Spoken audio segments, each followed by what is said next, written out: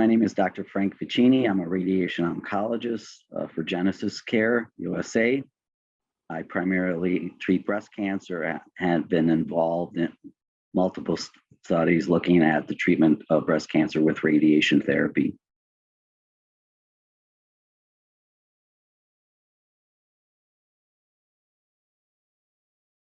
Patients with N1 microscopic disease in the lymph nodes typically do not require a radiation therapy to the lymph nodes. In other words, the routine use of nodal radiation therapy to the lymph node with patients who have either one or two sentinel lymph nodes with micrometastases who've been managed with sentinel lymph node biopsy, adding radiation therapy to the lymph nodes may not be justified in all patients. Now, this is a general statement. There are some subsets of patients who may require radiation therapy to the lymph nodes.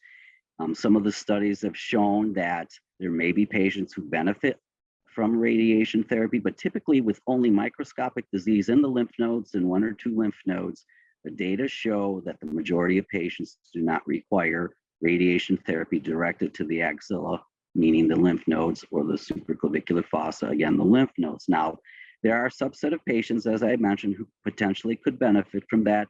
Those are patients with higher risk features. Perhaps the tumor has some negative features to it, perhaps higher grade, with certain younger age patients, certain features like that.